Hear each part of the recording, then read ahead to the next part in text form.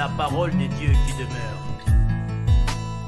Toute chose a été faite par elle, et rien de ce qui a été fait n'a été fait sans elle. Le monde que je vois, j'ai trouvé si beau, c'est si beau à voir. Bonjour à toutes, bonjour à tous, bonsoir, partout où vous nous suivez, selon l'heure à laquelle vous avez chez vous. Nous vous disons merci beaucoup d'être connectés, d'être en ligne en ces moments précis, au travers le matériel que vous disposez, un téléphone, un iPad ou encore un ordinateur.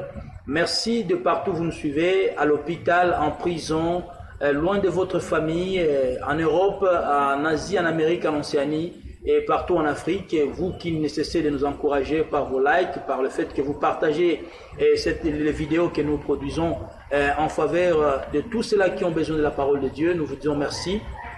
Et sans plus tarder, nous allons prendre quelques minutes pour prier. Seigneur, nous te rendons grâce, Jéhovah Shammah, le Dieu qui est présent au milieu de nous. Voici les moments opportuns que tu nous accordes pour partager ta parole, cette parole qui est la tienne. Nous sommes ton peuple, les serviteurs qui t'ont choisi sont les tiens.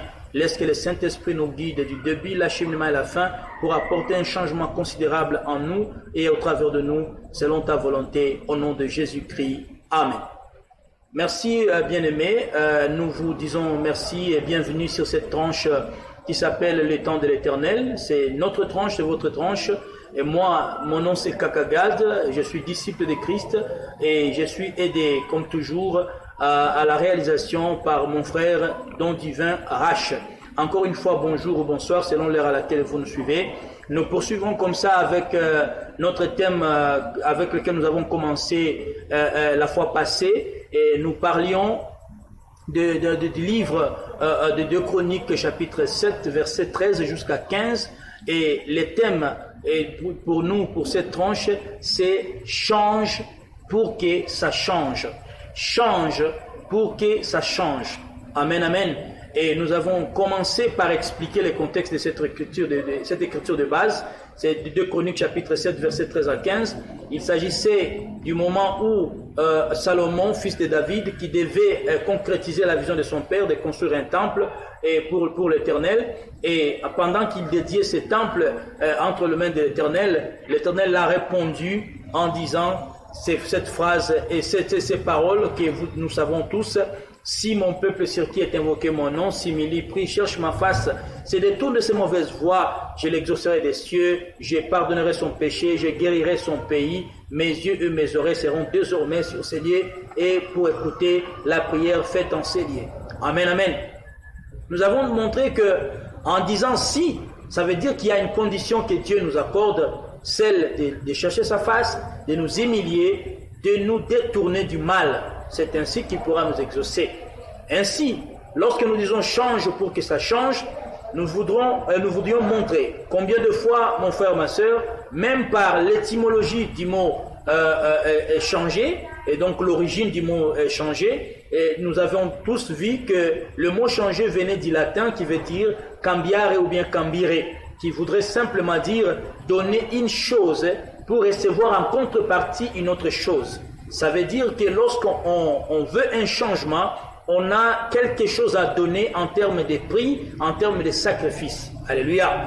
Et nous avons aussi dit que tel que vous êtes là, tel que je suis ici, tel que le monde existe, nous avons pas mal de situations que nous rêvons leur changement. Nous voudrions à tout prix que cela change, que cela soit de façon immédiate, à court terme, à long terme, mais nous voulons quand même un changement. Et le changement peut être compris dans le sens du développement, du progrès, de l'évolution, de la variation positive, ainsi de suite. Et j'avais dit que les changements dont je parle ici concernaient un changement qui soit positif. Alléluia. Et vous avez des problèmes, vous avez certains aspects de votre vie qui ne marchent pas. Et je vous avais dit, en cela, vous espérez un changement. Et comment avoir ces changements? J'avais dit que c'est d'abord toi. C'est d'abord toi qui es la personne qui doit changer. Parce que si toi tu changes, tout va changer. Alléluia. Et la première chose que j'ai énoncée comme étant une piste de solution qui est vraiment sûre, c'est d'accepter Jésus-Christ comme Sauveur et Seigneur. Pour vous qui n'avez pas encore fait cela, mon frère, ma soeur, vous avez souffert avec une maladie. Vous êtes parti voir les marabouts. On vous a fait des prières, des récitations. Vous avez offert des chèvres, je ne sais pas quoi, pour avoir des enfants, pour avoir un bon mariage, pour que ton boulot tienne, ainsi de suite, pour que ton commerce, ton business aille de l'avant. Tu as fait autant de sacrifices. Mais jusqu'aujourd'hui, vous ne récoltez que peu en termes de solutions. Alors je te propose de changer, afin que tout change. Dans la recherche de la solution, pour ceux qui ont étudié la recherche opérationnelle, on essaie de voir quel est le chemin qui m'accorderait plus de solutions avec moins de coûts. Ça veut dire, si je suis en train de chercher la guérison, je vais évaluer toutes les pistes de solutions, voir laquelle m'écoutera peu, mais au moins cette solution, cette possibilité m'accordera le soulagement ou la satisfaction à ce que moi je cherche. Alléluia. Si c'était pour le cas de trouver un mariage, de trouver un homme, de trouver une femme, vous avez essayé pas mal de solutions. Vous vous êtes lancé dans l'impudicité, en cédant votre corps à n'importe qui, croyant que c'était la part, une façon de mettre comme quelqu'un qui tendait un piège. C'est ainsi que je l'aurai facilement. Vous avez fait tout ça. Vous êtes parti voir la maman du coin de votre quartier, de votre avenue, parce qu'on vous a dit qu'elle procure la puissance d'avoir du charme devant les hommes ou devant les femmes. Vous avez fait tout ça. Mais ça n'a pas marché. Vous êtes conscient ou consciente que ça n'a pas marché jusque-là. Ou encore ça a fait semblant de marcher. Pour une année, 2 ans, mais jusqu'aujourd'hui, tu n'es pas marié. Alléluia. Change pour que ça change. Tu as quelque chose à faire pour que les choses changent. Et la première chose, comme je l'avais dit, j'avais dit, accepte Jésus-Christ comme Sauveur et Seigneur. Alléluia.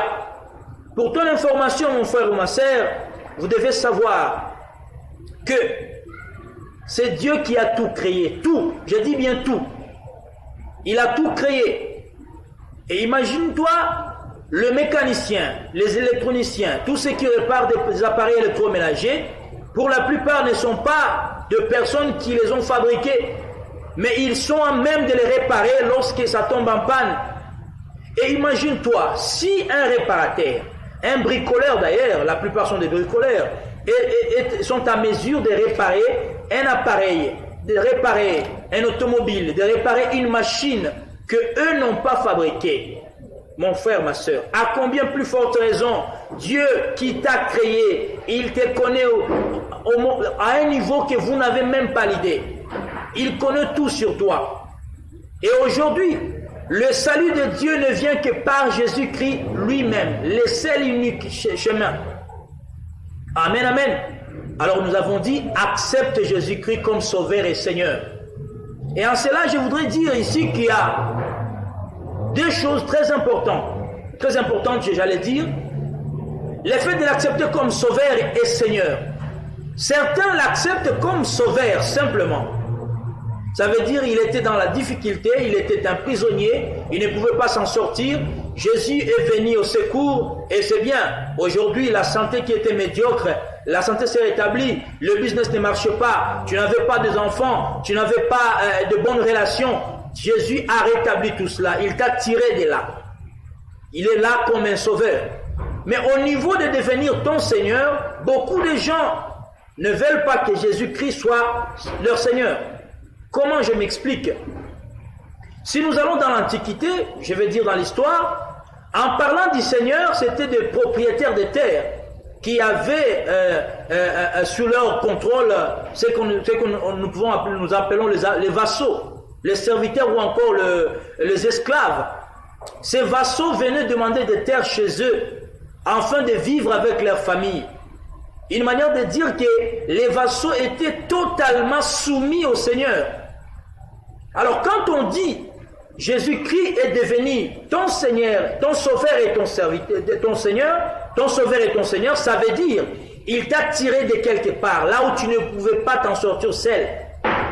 Et il est maintenant ton Seigneur, c'est-à-dire il a le pouvoir sur toi et sur toute ta vie. Alléluia. Ça veut simplement dire, désormais tu ne fais rien sans demander au Seigneur. Désormais tu ne parles pas sans demander au Seigneur. Désormais même pour t'habiller, tu dois demander au Seigneur. Souvenez-vous, j'avais déjà donné cette écriture.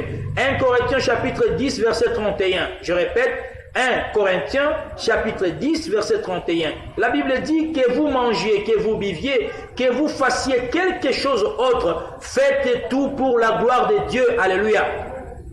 Une manière de vous dire, mon frère, ma soeur, que quand on accepte Jésus-Christ comme Sauveur et Seigneur, c'est alors que les choses vont changer. Même ce que toi tu croyais être impossible de recevoir un changement. Qu'est-ce qui est bloqué dans ta vie? Qu'est-ce qui ne va pas? Vous avez peut-être tout, mais vous manquez la paix. Alléluia. C'est pourquoi, en acceptant Jésus-Christ comme Sauveur et Seigneur, c'est-à-dire vous lui laissez la conduite de votre vie. Désormais, c'est lui qui commande. Que tu sois bishop, que tu sois archibishop, que tu sois chantre de l'Éternel, que tu sois apôtre, prédicateur, quelqu'un qui fait des miracles, ainsi de suite, il faut que Christ soit d'abord Sauveur, ensuite Seigneur. Parce que en te sauvant, tu retrouves ce que tu n'avais pas, tu retrouves la liberté, mais aussi il faut qu'il soit ton Seigneur, parce que c'est lui même qui est le chemin, la vérité et la vie. C'est lui qui a le chemin du mariage, le chemin de la richesse, le chemin du voyage, le chemin de plusieurs choses dont nous avons besoin dans ce monde. Accepte Jésus-Christ comme Sauveur et Seigneur. Je voudrais m'adresser à toi qui n'est pas chrétien ou chrétienne. Tu es dans une famille d'une autre religion que je ne vais pas citer, mais sache une chose, la vie que tu as, elle t'appartient toi. Elle t'appartient toi et non à ton papa, et non à ta maman. Je n'ai pas dit ici de désobéir à ton papa ou à ta maman, mais à l'âge mature, nous avons des décisions à prendre. Maman, papa t'ont conduit quelque part. Ils ont tout fait pour cette maladie, pour ces problèmes, pour cette difficulté, mais tu ne vois pas de solution. Si ça n'a pas tenu, va vers Jésus. Viens vers Jésus. Il est prêt à tout moment. Les confinements ne l'empêchent pas de t'accorder la grâce d'être sauvé, afin que tu sois baptisé.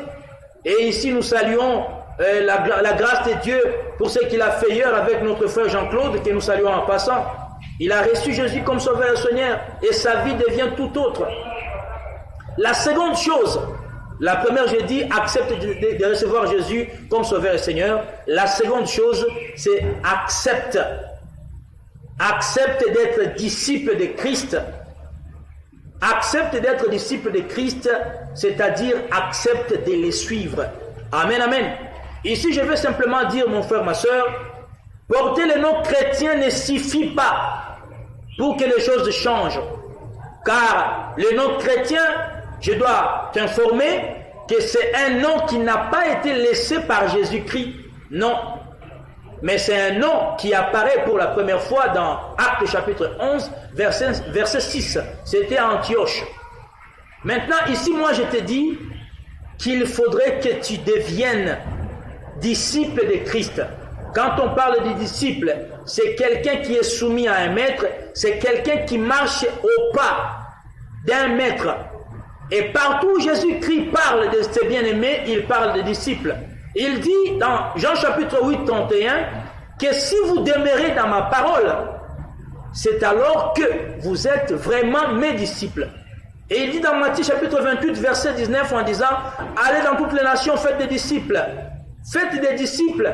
Ça veut dire, il y a une différence entre chrétien et disciple de Christ. Chrétien porte les noms, mais le disciple porte de valeurs et suit ce que dit son maître. La deuxième chose à faire pour que ça change, deviens disciple de Christ. On va approfondir la question très prochainement, mais déjà prends la décision de ne pas être un simple chrétien, mais celui qui vit selon la volonté de Dieu, celui qui suit à pas notre Seigneur Jésus-Christ. Que l'Éternel vous bénisse, c'était le temps de l'Éternel. Notre tranche, votre tranche, présentation c'était Kakagad, et à la réalisation, le même béni de notre frère Don Divin Rach. À présent, nous vous fixons rendez-vous pour très prochainement. N'hésitez pas de nous envoyer vos questions et de partager cette vidéo pour que les vies soient sauvées. Merci beaucoup, que l'Éternel vous bénisse abondamment. À nous revoir très prochainement. Ciao. C'est la parole de Dieu qui demeure. Toute chose a été faite par elle, et rien de ce qui a été fait n'a été fait sans elle. Le monde que je vois, j'ai trouvé si